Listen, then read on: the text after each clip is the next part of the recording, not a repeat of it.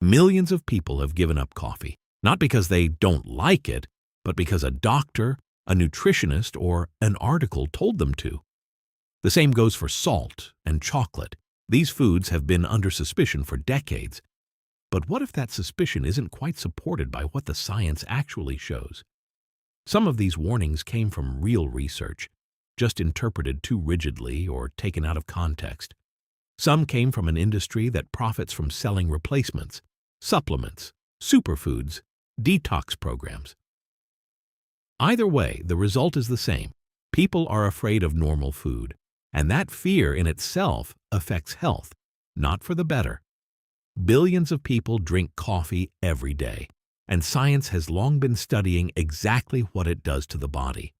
The findings tend to surprise people who've been taught to fear it. Let's start with cortisol, the stress hormone. It kicks in the moment your brain decides you're in danger. Your heart rate climbs, blood pressure rises, blood sugar spikes.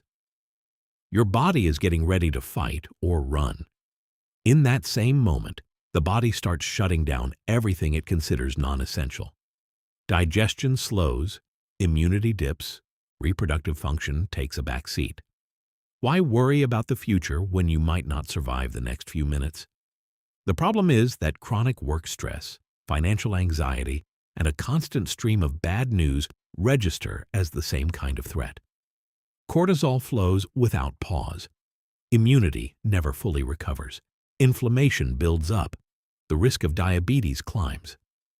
This is where coffee enters the picture.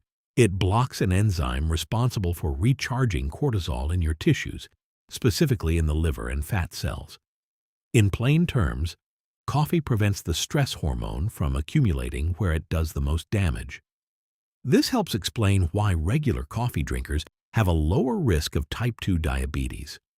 24 metabolites linked to coffee consumption have been identified, and nearly all of them point in the same direction. And here's the key detail. This works even without caffeine. It's not about the buzz. It's about the chemistry of the drink itself. Now let's talk about the gut. Coffee reduces intestinal permeability, meaning it reinforces the barrier that keeps bacterial toxins from leaking into the bloodstream. And that barrier is directly connected to inflammation, autoimmune conditions, and, perhaps surprisingly, mental health. The gut microbiome is far more than a digestive system. It's billions of bacteria in constant communication with the brain. Scientists call this the gut-brain axis, and what you eat quite literally shapes how you feel. Dark chocolate, 85% cacao or higher, acts as a prebiotic. In a randomized controlled trial, just 30 grams a day over 3 weeks significantly reduced anxiety in participants. At the same time, the diversity of their gut bacteria increased. A happier gut, and the brain noticed: salt, coffee, chocolate. 3 things that have been labeled dangerous for decades. Science tells a different story.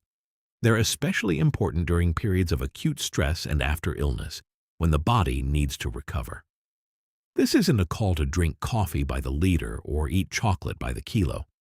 It's something simpler. Stop being afraid of normal food. Trust your body a little more than the next expert trying to sell you fear. Maybe the best thing you can do for your health today is to simply enjoy your coffee without guilt. Your biology will appreciate it. If this was useful, subscribe. More coming on what science actually knows about our bodies and what we're rarely told.